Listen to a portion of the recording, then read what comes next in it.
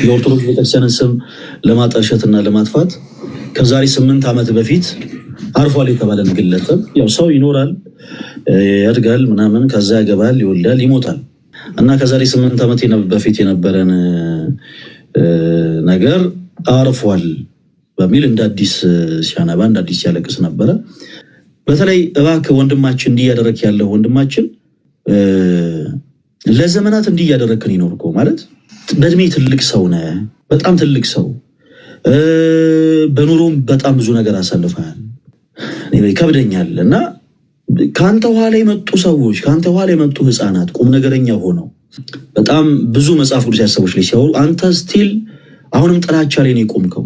ወንድማችን ሊሰባክን ያንተን ጉዳይ ወይ መንግስት ይመልከትልህ እና ካለህበት የሶሻል ሚዲያ ላይ ራስን ለተወሰነ ጊዜ ገለል አድርግና ያው በተሻለ አቅም እንደው የሆነ ወይ ሳይካትሪስቶች ጋር ወይ የጤና ባለሙያዎች ጋር ሄደ ራስን ቼክ ብታስደርግ በቁም ነገር ይሄን ያክል ጥላቻ በቃ እኔ አይ ዶንት ኖ ስለታ እንደውም አሪፍ ንግግር ተናግሯል። ቅዱስ ቁርባን አማናዊ ነው ማለት ሲያቀታችሁ በመጽሐፍ ቅዱስ ማስረጃ አማናዊ አይደለም ብሎ ማሳይ ሲያቀታችሁ ጭራሽ ደግሞ በእርሱ ሰው መረዛችሁ ደግሞ ማለት ጀመራችሁ ብሏልና ይሄ በጣም ከባድ ነው። ኤኒዌይስ ግን ሰዓት ደርስ አሁን አዘኑ እንኳን ነጠላ ዘቅዝቃ እኮ ነው ያለቀሰችው።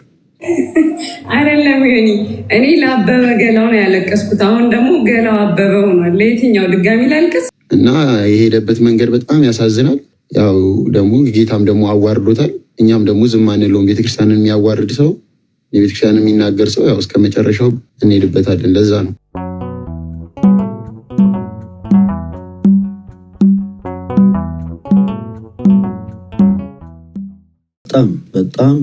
በጣም የሚገርሙ በዚህ አጋጣሚ እኔ በጣም የተደነኩት እዛ ሄደን የሚሰጡት እንክብካቤ ለአገልጋይ ያላቸው ክብር ለአገልጋይ ያላቸው ፍቅር ፕላስ ደግሞ ለወንጌል ያላቸው ቦታ በጣም የሚለይ። አንዳንድ ጊዜ ምን ይባላል ጨዋ የሆነ ልጅ ሲገኝ አይ ጨዋ አሳዳጊ ስላለው ነው ይባላል አይደል? ጨዋ የሆነ ልጅ ጎበዝ የሆነ ልጅ ሲኖር አይ እናት አባቱ ይባላል። ያው ጨዋ የሆነ ሰው ሲገኝ ወደ እናት ወደ አባት ነው ከፍ የሚባለው እና የወላይታ ክርስቲያኖችንም ስንመለከት ሳንወድ በገዳችን ወደ አባታቸው ወደ ብፁዕ አባታችን ወደ አቡነ ይስሐቅ ከፍ እንላለን እና እድለኛ የሆኑ ክርስቲያኖች ናቸው እንደዚህ አይነት አባት ስላላቸው። እንደ አቡነ አይነት ይስሐቅን እኔ አሁን ማንንም ከማንም እያበላለጥኩ ከፍ እያልኩ ዝቅ እያልኩ ሳይሆን የትኛውም ቦታ ላይ ያሉ ክርስቲያኖች በአጠቃላይ እንደ አቡነ ይስሐቅ አይነት አባትን ማግኘት በእውነት መታደል ነው። በቃ እሳቸው ባሉበት ሀገረ ስብከት ላይ እንደሳቸው አይነት አባት ስላሉ እዛ ቦታ ላይ እንደ አቡነ ይስሐቅ አይነት አባት ስላሉ ሁሉም ከስር ያሉት ልጆቻቸውም ልክ እርሳቸውን መስለዋል እና በጣም የሚደንቅ ነው። ብቻ በጣም ብዙ ነገር ያየነው ህንፃ ቤተክርስቲያኑ ተመርቆ እኔ በዚህ ልክ ህዝብ አይቻላቅ እውነቴን ነው የምላችሁ። እኔ እንደው በሚገባ እዛ ቦታ ላይ ድሮኖች ምናምን ኖረው በትክክል ሲቀረጽ ስላልነበረ እንጂ እኔ እንደዛ አይነት ህዝብ በየትም ቦታ የተመልክቼ አይቻላቅ። በጣም ብዙ ህዝብ ነው ያለው። በጣም በቃ ምን ልበላችሁ በጣም ብዙ ሊቃነ ጳጳሳት ነበሩ በቦታው።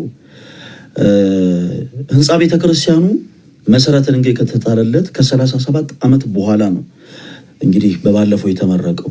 የመሰረተ ድንጋዩን ያኖሩት ማናቸው? የኢትዮጵያ 3ኛው ፓትርያርክ የወላይታ ህዝቦች ደግሞ እጅግ በጣም በፍቅር በስስት የሚወዷቸው የዛ ገዳም አበምኔት የነበሩ አባ መላኩ ተብለው ይጠሩ የነበሩ በኋላ ግን የኢትዮጵያ 3ኛው ፓትርያርክ የሆኑት ብፁዕ አባታችን አቡነ ተክለ ሃይማኖት ናቸው የመሰረት ድንጋዩን የጣሉት እና እንደ ትንቢት ተናግረው ነው ያለፉት። የመሰረት ድንጋዩን እሳቸው አኑረው በኋለኛው ዘመን የኔ ልጆች ተነስተው ይሰሩታል ብለው ነበር ያለፉት እና ምኞታቸውን ያው የውስጣቸውን መሻት እግዚአብሔር ተመልክቶ እንደ አቡነ ይስሐቅ አይነት ልጆችን እግዚአብሔር አምላክ ለወላይታ አስነስቶ ያ መሰረት ድንጋይ ከተጣለ ከ37 ዓመት በኋላ እንግዲህ በአይነቱ በጣም ልዩ የሆነ ትልቅ የሆነ ቤተክርስቲያን ታንጿል እና ይሄ ደግሞ ለወላይታ ክርስቲያኖች ብቻ ሳይሆን በመላው ዓለም ላለን ክርስቲያኖች በአጠቃላይ ትልቅ ድል ነው፣ ትልቅ ደስታም ነው። በእውነት በጣም ታሪካዊ ቦታ ነው። በዚህ አጋጣሚ የተለያዩ ቦታዎችን ዞር ዞር እያላችሁ መጎብኘት የምትፈልጉ ሰዎች እስካሁን ያው የጉዞ ኤክስፒሪየንስ እንዳላችሁ እረዳለሁ እና ወላይታ ሶዶ ደብረ መንክራት አቡነ ተክለ ሃይማኖት ሄዳችሁ ብትጎበኙት ምክንያቱም ራሱን የቻለ ቤተ መዘክር አለው። ፕላስ ደግሞ እንደምታውቁት የኢትዮጵያው ሶስተኛው ፓትሪያርክ የኢትዮጵያ ሶስተኛው ፓትሪያርክ አቡነ ተክለ ሃይማኖት እንደ ጻድቁ እንደ ቅዱሱ ተክለ ሃይማኖት ጉድጓድ ቆፍረው ይጸልዩበት የነበረ ቦታ ሁሉ አለ። ሶስተኛው የኢትዮጵያ ፓትሪያርክ ማናቸው? ብዙዎቻችሁ የምታውቋቸው አይመስለኝም። ባዶ እግራቸውን ይሄዱ የነበሩ ድንቅ አባት ናቸው። ባዶ እግራቸውን ይሄዱ የነበሩ ከቤተ ክህነት ደሞዝ ማይቀበሉ ከቤተ ክህነት ደሞዝ ሳይቀበሉ ረዥም ጊዜ ኖሩ። ሲያርፉ እንኳን ከዚህች ዓለም ድካም ሲለዩ የሰውነት ኪሎአቸው 25 ኪሎ ነበረ። በጣም ብዙ ሰዎች አያውቁም ይሄንን። የሰውነት ክብደታቸው እንኳን 25 ኪሎ ነበረ። ሰውነታቸው ላይ ሰንሰለት አብዝተው በመናኔ ሲጋደሉ የነበሩ በተለይ የኢትዮጵያ በጣም ከባድ ፈተና በነበረበት ሰዓት የሶሻሊዝም እንቅስቃሴ በነበረበት በደርግ የስልጣን ዘመን ላይ የነበሩ ቅዱስ ፓትርያርክ ናቸው። ከወላይታ ነው የወጡት። አባ መላኩ ይባላሉ።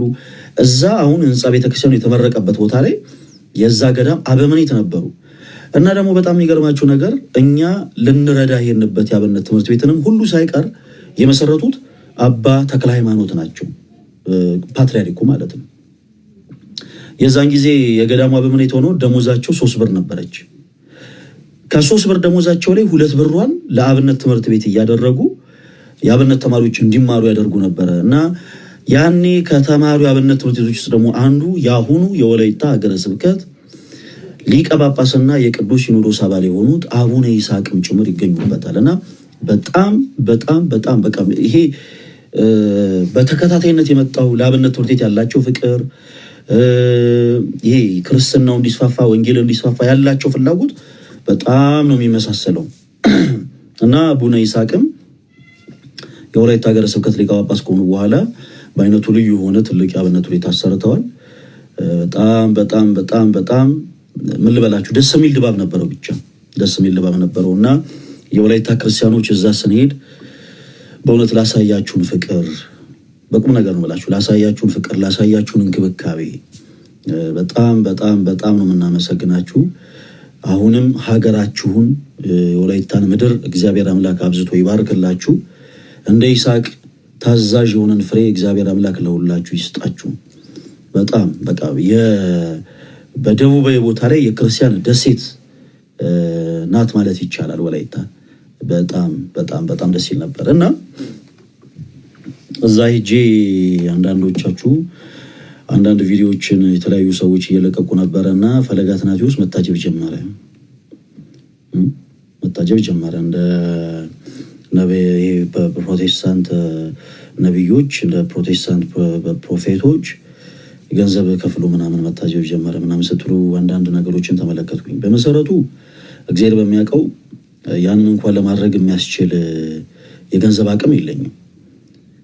ከዚህ በቀደም እንደሰሙት አንዳንድ ሰዎች ለመታጀብ ብለው ወደ 3 ሚሊዮን ብር ያክል ምናምን ያወጣሉ የሚባል ነገር ሰማሁ። በጣም እኔም ተደነቅያለሁ። ከደሃው ህብረተሰብ እኩል እኔም በጣም የተደነቅኩት በእውነቱ እኔ ያቺ ገንዘብ ብትኖረኝ እንዴት ብዬ ኑሮዬን እንደምገፋ ያቺ ገንዘብ ብትኖረኝ እኔ ቀጥታ ወደ ትዳር ነበር የምገባው። በጣም የሚገርማችሁ ነገር እና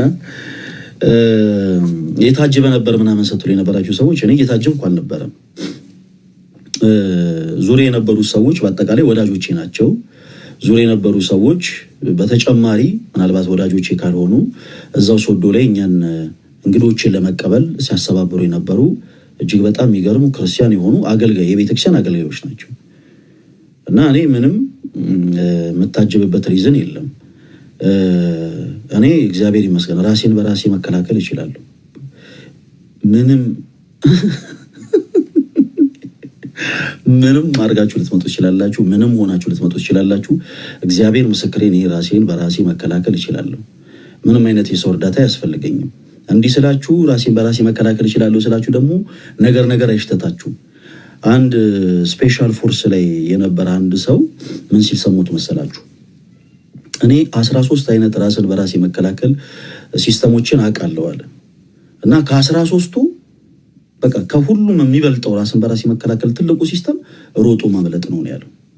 እና የፈለገ አደጋ ቢፈጠር እኔ ሮጬ ማምለጥ እችላለሁ ነው እያልኩ ያለሁት ባጭሩ። እኔ ምንም እንድታጀብ የሚያደርግ ነገር የለም። ባጭሩ ረፍት አድርጉ ፕሊስ። እውነቴን ነው።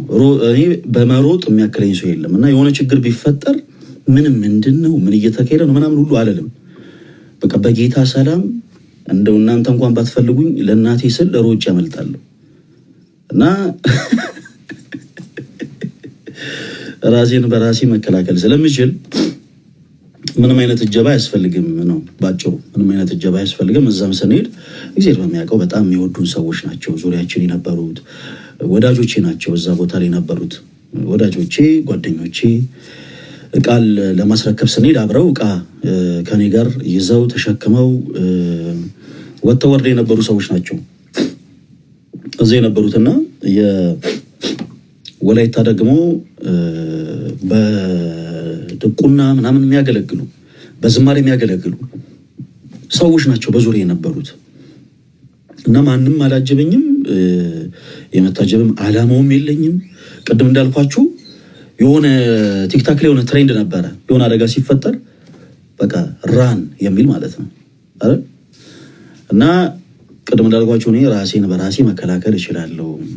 ከዚህ በፊት እሰራበት የነበረው ስፖርት፣ ከዚህ በፊት የነበርኩበትም ህይወት ሩጫ ነው። በነገራችን ላይ ሩጫ ነበር እና ከዚህ በፊት ወደ 1 ሰዓት ተኩል ያክል እንጦጦ ሱሉልታ ምናምን እንሮጥ ነበር። 1 ሰዓት ተኩል ያክል ምሮጥ ሰውዬ አሁን 30 ደቂቃ እንደምንም መሮጥ አያቅተኝም። የሆነ ችግር ቢፈጠር እንዳታስቡ ክርስቲያኖች፣ ፈለገ አትናቴዎስ በጌታ ሰላም ሮጦ ራሱን ስለእናንተ ያተርፋል። ምንም እንዳታስቡ እና ምንም የሚያሳጅብ ነገር የለም። እሺ እጀባ ምንም ነገር የለም። እና ደግሞ ስለ መድኃኔዓለም ያለባበስ ስታይል የሆነ ነገር እኔ የዛን ሰዓት እንደዚህ አይነት አለባበስ ለብሼ ሄድኩት በተሻለ መጠን አለ አይደለ ራሴን ከሰዎች ለመከለል ነው። ጌታ በሚያውቀው በቁም ነገር ነው የምላችሁ። እና ያረኩትም ኮፍያ ምንም ሳይገድባቸው ግን ሰዎች መጥተው ያው በጣም ፍቅራቸው ሲገልጹልኝ ነበረ። በዚህ አጋጣሚ የወላይታ ክርስቲያኖች በጣም ነው የምወዳችሁ። እና ከሆኑ የፖለቲካ ሰዎች ጋር የምታመሳስሉ ሰዎች እግዚአብሔር አምላክ ማስተዋልና ጥበቡን ይስጣችሁ እባካችሁ። እኔ ገና ወጣት ነኝ፣ ገና አላገባውም፣ ገና አልወለድኩም፣ ገና እንዴ ስንት ነገር አለ፣ ብዙ ያላዩዋቸው ነገሮች አሉና እባካችሁን እድሜን አታሳጥሩት ከሆኑ አካላት ጋር። ግማሾቻችሁ እንትናን መሰለኝ፣ ግማሾቻችሁ እንትናን ጭራሽ ወደፊት እንትን ብትሆንልን የምትለው እኔ ስሙን አልጠራውም በዚህ ሰዓት ጭራሽ እንትን ወደፊት እንትን ሁንልን እንትን እንድትሆንልን እንፈልጋለን ስትሉ የነበራችሁ ሰዎች እባካችሁ ስለፈጠራችሁ አምላክ ፕሊስ እባክህ እድሜን አታሳጥሩት። ኤኒዌይስ ሁላችሁንም ወዳችኋለሁ። ዛሬ ላይቭ የከፈትንበት ትልቁ ዓላማ አንድ ጉዳይ ነው። ያም ደግሞ የኦርቶዶክሳዊ መልካም ወጣት መርሃ ግብራችንን ተመልክቶ ነው። አንድ ቪዲዮ ለቅቄላችኋለሁ። እዚህ ውስጥ ያላችሁ ክርስቲያኖች ወንድሞች አንድ ቪዲዮ ለቅቄያለሁ። ሁላችሁም እየገባችሁ ቪዲዮን ሪፖስትና ሼር ታደርጉታላችሁ። እዚህ ውስጥ ያላችሁ ክርስቲያኖች በአጠቃላይ ግዴታችሁ ነው። ሁላችሁም እየገባችሁ ያንን ቪዲዮ ሪፖስት ታደርጉታላችሁ። ቪዲዮን ትነኩታላችሁ። ከነካችሁት በኋላ ሴንድ ሚል ይመጣላችኋል እና ያንን በቀይ ሴንድ ብሎ የሚመጣላችሁ በአጠቃላይ በአንድ ጊዜ ሴንድ ስታደርጉ ከ60 ሰው በላይ መላክ ትችላላችሁ። ብዙ ጊዜ ቪዲዮችን ሼር ስታደርጉ ይመስለኛል የቀስ ምልክቱን የተጫናችሁን ሼር የምታደርጉት። ያ ደግሞ ከ15 ሰው በላይ አይፈቅድላችሁ። ሼር ለማድረግ ከ15 ሰው በላይ አይፈቅድላችሁ። ስለዚህ ሁላችሁም ቪዲዮውን ትጫኑታላችሁ። ከተጫናችሁት በኋላ ሴንድ እያላችሁ ከ60 ሰው በላይ ትልኩታላችሁ ማለት ነው። እሺ የኔ ተወዳጆች እና ሁላችሁም ቪዲዮን ሼር ማድረጋችሁን እንዳትረሱ። ኦርቶዶክስ የመልካም ወጣት ስልጠና ስናሰለጥን ምንም አይነት ገንዘብ ክፍያ እንቀበላችሁም። ምንም አይነት ገንዘብ ክፍያ በደንብ እንድታስተውሉ ፈልጋለሁ። አንዳንድ ቦታ ላይ ሰዎች 3000 ብር ምናምን የተወሰኑ ነገሮችን ይከፍላል ይመስለኛል። እኛ ምንም አይነት ገንዘብ አንቀበላችሁም። ቲክታክ ላይ እንድትሰለጥኑ የፈለግንበት ትልቁ ዓላማ ደግሞ ምንድነው? የሆነን ቦታ ሎኬት የሚያደርግ አይደለም። ዓለም ላይ ያሉ ሰዎችን በአጠቃላይ እናገኝበታለን። በሰሜንም በደቡብም በምስራቅም በምዕራብም ያላችሁትን ሁላችሁም አርብ ማታ ከምሽቱ 3 ሰዓት እንዳትቀሩ። ወንድማችን ሲሳይም መተ በእርግጥ ወጣት ባትሆንም የመልካም ወጣት ስልጠና ማተበሰለጠን እጅግ በጣም ገና ወጣት ነኝ። አንድ ፍሬ ልጅ ነኝ እንዴ ፈለገ ምን ነው? አይ ሲስ አንተ እኮ በዚህ ምድር ላይ ያለህን ተልእኮ እየጨረስክ ያለው ወንድማችን እንዴ የእድሜ ገደብ አለ እንደ ወጣትነት እንዴ ቀርቷል እኮ። አይ እኔ እንጃ ይከብደኛል። አሁን ሲሰን እኔ መልካም ወጣት ናና ሰልጠን ልልህልና ግን ይከብደኛል፣ የሆነ ነገር ይከብደኛል። እንዴ ምን ነው ፈለገ ገና አንድ ፍሬ ልጅ እኮ ነኝ። ምን ነው ገና 40 ዓመቴ ነው። ምን አረ ሲስ ምንድን አንተ ማዳራሽ እያሰራህ ነው እንዴ? እንዴት ነው ነገሩ? ለምን እዚህ አይሰለጥኑ? አይ እንደዚህ አይነት ቦታ ለምን እንዴ ሰንት አረን ያሳያለሁ። ምርጥ ቦታዎች ቆይ ያሳያለሁ። ሲስ እዛ በዚህ የቀን ስራ ተምረው ይጣሉ። አይታላ የሆነ ሰው ጋር ሆና መልካም ወጣት ፈለገ ጋር እንሰልጥን በልትለዋለች። ጀለስ መልካም ወጣት እነገሌ ጋር እንሰልጥን ሲል የነበረ ወንድማችን ፈለገ ጋር እንሰልጥን ሲባል መልካም ወጣት ኢየሱስ ጋር ብቻ ነው እታችን ረፊ ምናምን ሲል አይታል። ዋይዜ ተቆርጦ እኮ ነው ፈለገ። እኔ እኮ እንደሱ ብዬው ነበረ መልሼለታለሁ እኮ ግን ያው ተቆራርጦ ምናምን ስለሚፖሰት ያው አንዳንድ የሪከርድ ሰዎች አሉ ጀስት ሪከርድ ብቻ አድርገው የሆነችን ፓርት ቆርጠው የሆነ መልእክት ማስተላለፍ ይፈልጉ በርግጥ እና ግን በጣም የሚገርም ጥሪ ያደረግሽለት በዚህ አጋጣሚ በቁም ነገር እውነት ፕሮቴስታንት የሚሆኑ ሰዎች ኦርቶዶክስ የሚሆኑ ሰዎች መልካም ወጣትም አርብ ማታ መጥተው ቢማሩ እኛም ደስ ይለናል። እና አንቺም የሚገርም ስራን የሰራሽው በእውነት ሁላችንም ኤክስፔክት አላደረግንም እና በርቺልን። እሺ ወንድም አለ አይዞ በእድሜ ከፍ ብትልም እናሰለጥናለን። አርቡ እንዳትቀር ከነ ቤቢ ጋር ነው።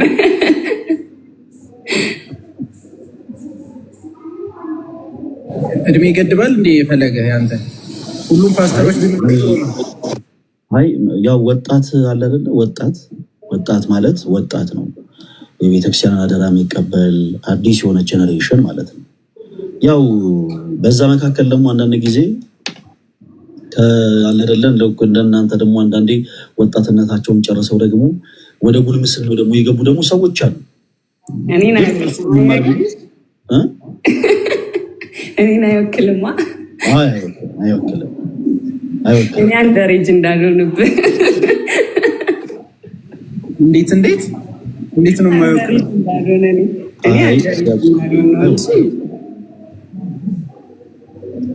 ኦኬ በዚህ መሀል ኮሜንት ላይ እኛም መማር እንፈልጋለን ምናምን ስትሉ የነበራችሁ እህቶች ወንድሞች፣ ሰዓቱ አርብ ማታ ከምሽቱ 3 ሰዓት ነው የሚሆነው። ከምሽቱ 3 ሰዓት የሚሆነው እናንተም ቀን ከስራችሁ ጨርሳችሁ ወደ ቤታችሁ ገብታችሁ እንደተከታተሉ ነው።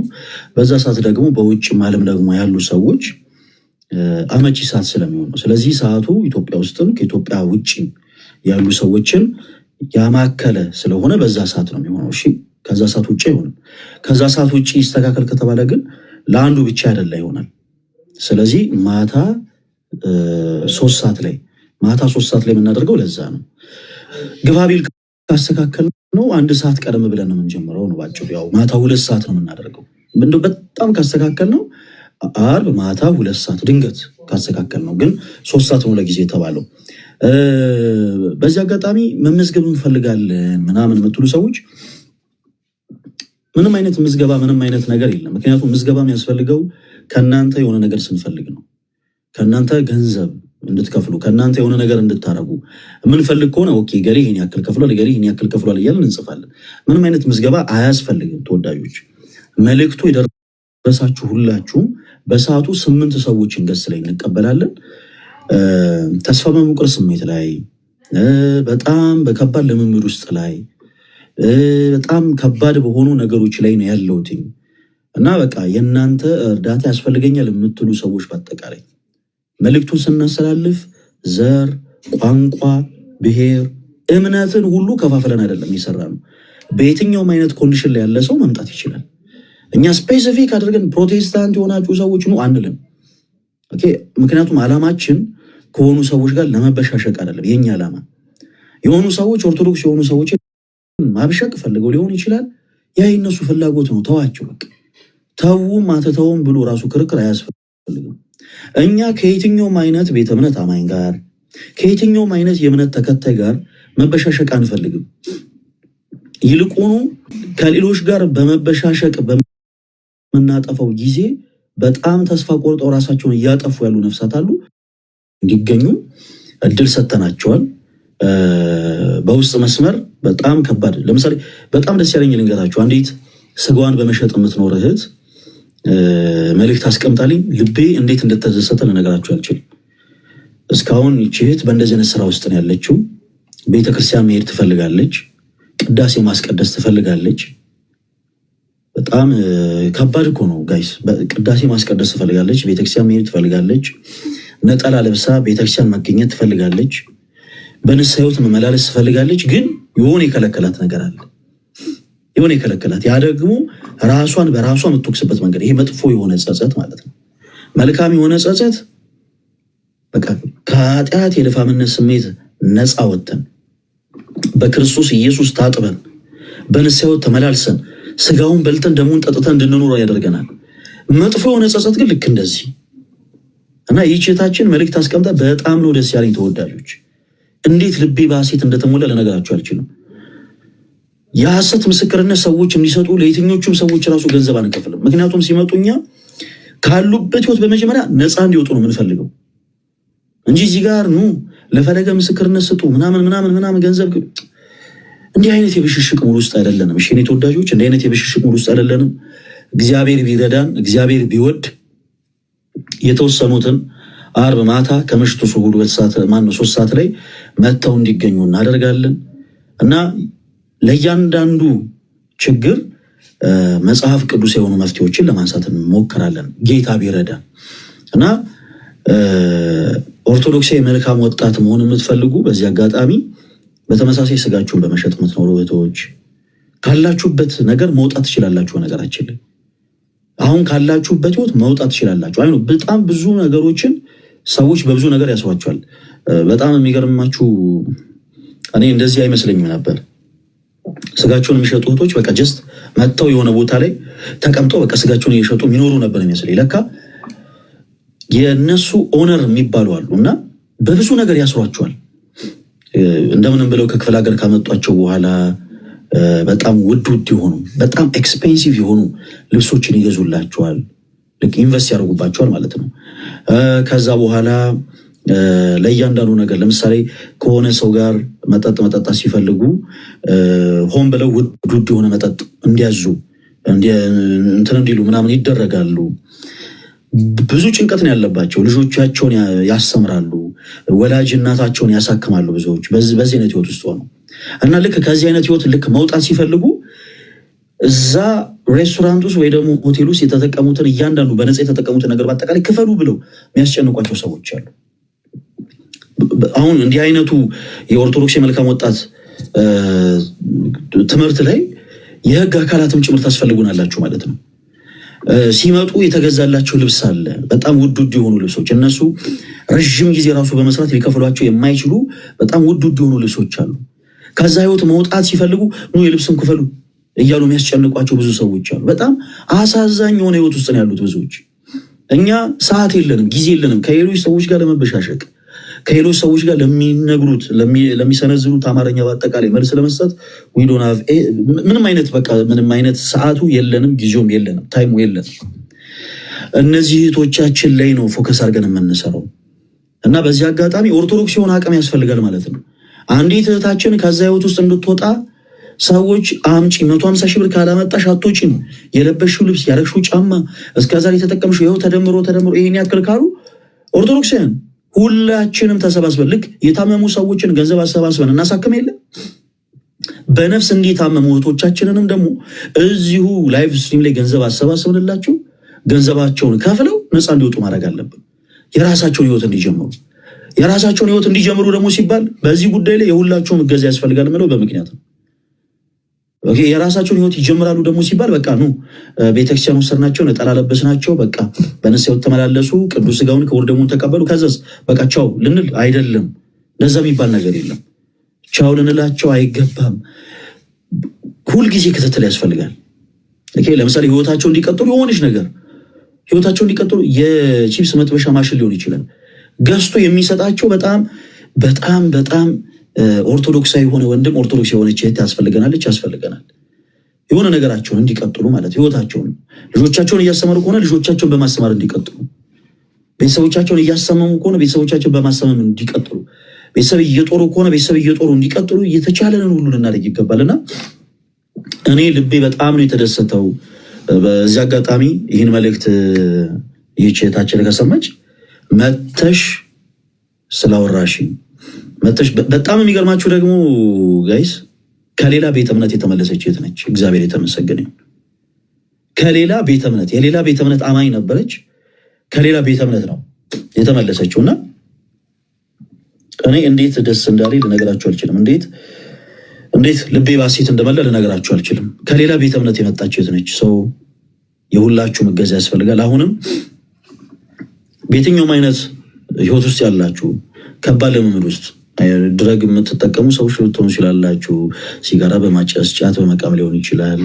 በተለያዩ ጉዳዮች ብቻ ራሳችሁን ከባድ ልምምድ ውስጥ ያገኛችሁ ኢቨን በጣዖት አምልኮም ጭምር በጣም ብዙ ጊዜ መፍትሄ የማንሰጣቸው ሰዎች በመጥፎ ስፒሪት የተያዙ በጣዖት አምልኮ ልምምድ ውስጥ ያሉ ልክ እንደባለፈው የእህታችን የምታስወሷት ከነበረ ስሟ ጠፋኝ የኢሉሚናቲ እምነት ተከታይ ነበረች። በጣም ብዙ የሚከፉ ነገሮችን አድርጋለች። በጣም በብዙ ነገሮች ተመላልሳለች እና ከዛ ነገር እንዴት እንደምትወጣ ግራ ቢገባት ራሷን ማጥፋት ነበር የሚታያት። ነገር ግን አጭሩን መንገድ ሁላችሁም ኦርቶዶክሳን እንድታያደርጋችኋታል። በቃ ያም ደግሞ የጌቶች ጌታ የንጉሶች ንጉስ የአምላኮች አምላክ የሆነው ኃጢአትን ሁሉ አጥቦ ሊያነጻ የሚችለው ጌታችን ኢየሱስ ክርስቶስን እንድታደርጋችኋታል። እናም ያቺታችን ዛሬ እግዚአብሔር ይመስገን ነጠላ ለብሳ ጊዜን ስታመሰግን እንጂ ስታነባተባት ነጠላ ለብሳ ስለ አምላኳ ስለ ክርስቶስ ስትመሰክር እንጂ ፈጣሪዋን ስታማረር አትመለከቷትም። እና በየትኛውም አይነት ህይወት ላይ ያላችሁ ወንድሞች ፕሊስ በውስጥ መስመር መልእክት አስቀምጡልንና ቀረብ ብሉ፣ ወደኛ ቀረብ በሉ። ኦኬ አርብ ማታ 3 ሰዓት በሁሉም ዓለም ላይ ያሉትን ነው ማግኘት የምንፈልገው። እኛ የሆነች ሎኬሽን ላይ የሆነች ለ1000 ሰው ማጥበቃ ቦታን ይዘን አይደለም የሆነ ፕሮግራም ማዘጋጀት የፈለግነው። በሁሉም ዓለም ላይ ያሉ ሰዎች በአጠቃላይ ቀጥታ መጥተው ከችግሮቻቸው ካሉበት መጥፎ ልምምድ ካሉበት የስህተት ጉዞ እንዲመለሱ እንፈልጋለን። ምክንያቱም አርብ ያለን ፕሮግራም አርብ ያለን የኦርቶዶክሳዊ መልካም ወጣት ትምህርት የመመለስ ስለሆነ ማለት ነው። ቀኑ የመመለስን ካለንበት ክፉ ልምምድ ካለንበት የኃጢአት መንገድ ካለንበት መጥፎ የሆነ ነገር በአጠቃላይ ወደ ጌታችን ወደ አምላካችን ወደ ክርስቶስ ኢየሱስ የምንመለስበት ቀን እግዚአብሔር አምላክ ያደርግልን እና ሁላችሁም እንዳትቀሩ። ዮኒ ይላል ዮኒሻ ተወዳጅ ወንድማችን እምቢ ብሎኝ እኮ ስማ አክሴፕት እያልኩት አያስገባኝም። ሪኩዌስት ደግሞ ለመላክ ምን እንደሆነ እንጂ ኔትወርክሽ እኮ ነው። ያኔ ለምን ሰፈር አትቀይሪም? ኧረ አይደለም፣ ኧረ ሰፈራችን በእውነት አሪፍ ነው። አይ እንደ ሀሳብ ሰፈር ቀይር። ለማንኛውም ከምሬ እና ይኸው አይደል ለመናገር ከሆነሽ እንዴት ነሽ የኔ አባት? ኧረ ጠፍተሃል ዮኒ። ተው ግድ የለም ተው ግድ የለም። አለው በእውነት እኔ ወላይታ ደርሼ እስከምመጣ ደግሞ ብዙ ነገሮች ተፈጥረው ነበረ። በጣም ነው የተገረምኩት። አንዳንድሽ ጓደኛ ቀይሮ ጠበቁኝ። በጣም እኔ እግሬ ከከተማ ወጣ ቢል እስከምመለስ ድረስ በጣም ብዙ ነገር ተቀይሮ ነው የጠበቀኝ። እንዴ ያለ እናንተ መኖራችን ምናምን ብሎ ሲያቅፈኝም ነበር። እኔን ራሱ ጓደኛ አሁን ገና አገኘዋለኝ። እኔ ትንሽ 5 ደቂቃ እኮ ነው ያወራሁትኝ፣ ግን በጣም እውነተኛ ጓደኛ አንተ ነህ አለኝ። እኔ ኧረ ተይ ዮኒ ተይ። በእውነት ትንሽ ነገር እኮ ነው ያካፈልኩት ለ5 ደቂቃ ምናምን። በቃ አቅፎኝ ሊለቀኝ ነው። ለቅሶም ነበር ምናምን ነገር ስታለቅሱ እያዩዋችሁ ነበር። እሱን ለቅሶ ሰዓት ደርስ ጀግና ነገር ላይ ነው በቃ አንተ ከሀገር የምትወጣው። ያኔ ብዙ እንትን አላልኩኝም። እኔው እንግዲህ ኤኒዌይ ግን ችግር የለውም። ዛሬ ወይ ነገ ይቀጥላል። ምክንያቱም የአስክሬን ስህተት አለና እኛም ምን አይነት ነገር ነው አልገባኝም። ይሁን ምንድን ነው እየተካሄደ ያለው? የአስክሬን ስህተት አጋጠመ። የሟች ስም ተቀይሮ ያልሆነ ሰው ነው የቀበር ነው እና ያው እድሩ ወስኖበት ድጋሚ ሰሞኑን ሌላ ፕሮግራም አለ። ማይ እኔ ምንም አልልም። ይሁን እኔ በጣም ከባድ ነው እንደዚህ አይነት ጉዳይ ይመስለኛል። አንድ ወንድማችን የኦርቶዶክስ ቤተክርስቲያንን ስም ለማጠልሸትና ለማጥፋት ከዛሬ 8 ዓመት በፊት አርፏል የተባለን ግለሰብ ያው ሰው ይኖራል፣ ያድጋል፣ ምናምን ከዛ ያገባል፣ ይወልዳል፣ ይሞታል እና ከዛሬ 8 ዓመት በፊት የነበረን ነገር አርፏል በሚል እንደ አዲስ ሲያነባ እንደ አዲስ ሲያለቅስ ነበረ። ለጉዳዩ እንኳን ብዙ መረጃ የለኝም። የዛሬ 8 ዓመት 9 ዓመት የሚሆን እንዲህ የሚባል ሰው ይረፍ አይረፍ እኔ መረጃ የለኝም። በርግጥ ከሆነም እግዚአብሔር መጽናናቱን ይስጣቸው፣ ካልሆነም ደግሞ እንዲህ አይነት ነገር በጣም ከባድ ነው እና ከዛ በኋላ እንደ አዲስ እንትን ሲል የኦርቶዶክሳውያንን ስም ለማጥፋት በምንድነው የሆነ ነገር አድርገው መረዙት ነገር ምናምን ተባለ። እንደዚህ አድርገው መረዙት፣ እንዲያርገው ገደሉት ምናምን ተባለ። ከዛ በጣም የደነቀኝ ነገር ኦርቶዶክሳውያን ሳይሆኑ ራሳቸው ፕሮቴስታንቶች ማስረጃ እንፈልጋለን አሉት አሉ። ይሄ በጣም አስደንጋጭ የሆነ ነገር ነው። ጌታ ኢየሱስ ማስረጃ እንፈልጋለን ሲባል የየትኛውም ፕሮቴስታንት የሆኑ ሰዎች ማስረጃ እንዳትጠይቁኝ ብሎ ያ ግለሰብ ዘግቷል እና በጣም ይደብራል። ብቻ ባጭሩ እንደዚህ አይነት ጉዳዮች እንደው ብዙ ኦርቶዶክሳውያን ያው ኢንጆይ በማድረግ ፈን በማድረግ እየቀለደ ምናምን አሳለፈው እንጂ እንደዚህ አይነት ነገር በጣም አንገት ያስደፋሉ። ሲጀመር የሐሰት ክስ ሁልጊዜ መቆም አለበት። ኦርቶዶክሳዊ የሆኑ ሰዎች የፕሮቴስታንቲዝምን ትምህርት ሲቃወሙ እውነተኛ በሆነ መሰረት ላይ ተመስርተው እንጂ በሐሰት አይደለም። ፕሮቴስታንቶች የማያደርጉትን ነገር አድርገዋል በማለት አይደለምና በተለይ እባክህ ወንድማችን እንዲህ ያደረክ ያለው ወንድማችን ለዘመናት እንዲህ ያደረክን ይኖርኮ ማለት በእድሜ ትልቅ ሰው ነህ፣ በጣም ትልቅ ሰው በኑሮም በጣም ብዙ ነገር አሳልፈሃል። እኔ ከብደኛል እና ካንተ ኋላ የመጡ ሰዎች ካንተ ኋላ የመጡ ህፃናት ቁም ነገረኛ ሆነው በጣም ብዙ መጽሐፍ ቅዱስ ያሰቦች ላይ ሲያወሩ አንተ ስቲል አሁንም ጥላቻ ላይ ነው የቆምከው። ወንድማችን ፕሊስ እባክህን የአንተን ጉዳይ ወይ መንግስት ይመልከትልህ እና ካለህበት የሶሻል ሚዲያ ላይ ራስን ለተወሰነ ጊዜ ገለል አድርግና ያው በተሻለ አቅም እንደው የሆነ ወይ ሳይካትሪስቶች ጋር ወይ የጤና ባለሙያዎች ጋር ሄደህ ራስን ቼክ ብታስደርግ በቁም ነገር ይሄን ያክል ጥላቻ በቃ እኔ አይ ዶንት ኖ እንደውም አሪፍ ንግግር ተናግሯል። ቅዱስ ቁርባን አማናዊ ነው ማለት ሲያቀታችሁ በመጽሐፍ ቅዱስ ማስረጃ አማናዊ አይደለም ብሎ ማሳየት ሲያቀታችሁ ጭራሽ ደግሞ በእርሱ ሰው መረዛችሁ ደግሞ ማለት ጀመራችሁ ብሏልና ይሄ በጣም ከባድ ነው። ኤኒዌይስ ግን ሰዓት ደርስ አሁን አዘኑ እንኳን ነጠላ ዘቅዝቃ እኮ ነው ያለቀሰችው።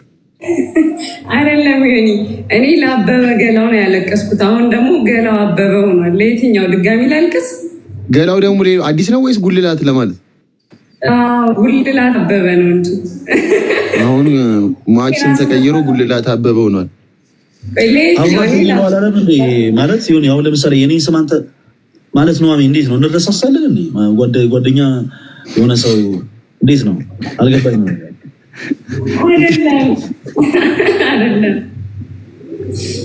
አይደለም ሲደመርኩ 6-7 ሰው ሆነዋል እኮ ይሁን።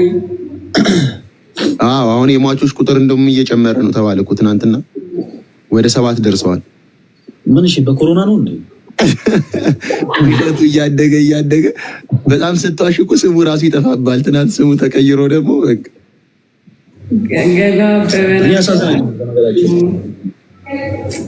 እግዚአብሔር ምስክሬ በቁም ነገር ነው ብላችሁ ማንንም ሰው ለማበሳጨት አይደለም፣ ማንንም ሰው ለማብሸቅ አይደለም። ጌታ ምስክሬ በቁም ነገር እኔ ኤርሚያስ ወንድሜ በጣም ያሳዝናል። ያው ግልጽ ስለሆነ ያው እውነት ያሳዝናል። እኔ ልክ እሱን ስመለከት ዘፍጥረት 4:12 ላይ ያለው ቃል ትዝ ይለኛል። እግዚአብሔር ለቃየል የተናገረው በምድር ላይ ተቅበዝባዥ ሆነ ትኖራለህ ነው የሚለው ያካለና እንዲህ ሲቅበዝበዝ በቃ በጣም እኔ ያሳዝነኛል። አንዴ የሆነ ከሚያምንባቸው ሰዎች ጋር የሆነ ነገር ይባባላል፣ የሆነ የጥላቻ ንግግር ይናገራል፣ የሆኑ ሰዎች ላይ የሆነ ነገር ይላል። ከዛ ኦርቶዶክስ ማለት ኦርቶዶክስ ቤተክርስቲያን ይደግፋት እያልኩ አይደለም፣ መብቱን ያሰው መቃወም። ግን ሲቃወም ትምህርት የሆኑ ነገሮች አይደለም የሚቃወመው፣ ጥላቻ በሆኑ ወርዶች እንደዚህ እንትናዬ ተበሉ ምናምን። አሁን አንዲት ምንም የማታውቀታችን ቀርባ ተረጋግታ እያወራችሁ ምንድን ነው አኬ ምን አቀመሰሽ እንዲህ ምናምን እንደዚህ አይነት ወርዱ በጣም ጸያፍ፣ ሶሪ ለመድገሜ ክርስቲያኖች፣ እና በጣም ጸያፍ የሆኑ የወረዱ ቃላቶችን ምናምን ነው የሚጠቀመው። ሰዎችን አስተምራለሁ ብሎ ይወጣል፣ ነገር ግን ለሰዎች ያለውን ጭፍን የሆነ ጥላቻ ገልጾ ይወጣል። እና ይህ ሰው ደግሞ በጣም ያሳዝነው ነገር በጣም በእድሜም ትልቅ ሰው ይህን ያክል በምድር በኖረበት ታይም ላይ ይህን ያክል በሳል አለመሆኑ በጣም ያሳዝነኛል። ኤኒዌይስ አሁንም ኤርሚያስ ወንድማችን ፕሊስ እባክን ከእንደዚህ አይነቱ መጥፎ ነገር ፕሊስ ተመለስ። ቤተክርስቲያንን በየትኛውም አይነት ትምህርት ልትቃወማት ትችላለህ፣ መብትህን። ሰማያዊም ህገ መንግስታዊም የሆነ መብት ነው። ግን ፕሊስ ጥላቻ አይኑርህ። ኦርቶዶክሳውያንን እየጠላቸው ኦርቶዶክስ የሆኑ ሰዎች ላይ በጣም በልብ ክፉ ጥላቻ ኖሮ እነሱን አስተምር ይመልሳሉ ማለት አትችልም። ባጭሩ አሁን ይህ ሰው የያዘው በሽሽቅ እንጂ ትምህርት አይደለም። ፕሮቴስታንት የሆናችሁ ሰዎች እናንተ ምናምን ብሎ የሆኑ የጥላቻ ንግግሮች መናገር ፕሮቴስታንት የሆኑ ሰዎችን ያረቃል እንጂ አያቀርብም። እና የፍቅር ቃላቶች ግን ያቀርባሉ። እና እንደዛ ብናደርግ ጥሩ ነው። ብቻ ወንድማችን እኔ እግዚአብሔር አምላክ ማስዋልና ጥበቡን ይስጥ። ዮኒ እኔ ይሄን ጉዳይ ከፈለጋችሁ እናንተ አልቅሱበት፣ እኔ የለሁበትም። እኔ ላልሞት ጨርሷለን። በቅዱስ ቁርባን ላይ መርዝ አድርገው ገደሉት። እኛ ይህን ጉዳይ እስከ መጨረሻው ነው የምንሄድበት። እንደዚህ እንዳላገጠ እኛም እስከ መጨረሻው ደቂቃ ድረስ እንሄድበታለን። ያው የቀለደው ሚስጥራት ላይ ስለሆነ ነው ማለት ልንፋታው አንችልም። ቤተክርስቲያኒቱን ለማጠልሸት ቅዱስ ቁርባን ላይ እጃቸው ጥፍር ላይ መርዝ እያደረጉ ይዘው ገብተው ሰዎችን ይገድላሉ። ታውቃለህ አሁን ቅዱስ ቁርባን እንዴት እንደሚዘጋጅ ተለይቶ ለአንድ ዲያቆን ቅዱስ ቁርባን ተለይቶ ለብቻ አይዘጋጅም። ሄደው እሱን አያቀብሉትም። ያንን ከተዘጋጀ ቅዱስ ቁርባን ለሁሉ ነው የሚዘጋጀው። ከተሰጠም ደግሞ ካቀበሉ ለነበረው ምዕመን ለካህናቱም ያው ቅዱስ ቁርባን ነው የሚቀርበው። ከሞቱም ደግሞ ሁሉም ነው የሚሞቱት። ለተለይቶ ለአንድ ሰው መርዝ ተደርጎ አይሰራም። እና የሄደበት መንገድ በጣም ያሳዝናል። ያው ደግሞ ጌታም ደግሞ አዋርዶታል። እኛም ደግሞ ዝም አንለውም። ቤተክርስቲያንን የሚያዋርድ ሰው የቤተክርስቲያንን የሚናገር ሰው ያው እስከ መጨረሻው እንሄድበታለን። ለዛ ነው የሚባሉ ሰውዬ ደግሞ በጣም አበጥሮ ቀዳሽ ነበር አሉ ኤርሚያስ። በጣም ተደነኩኝ።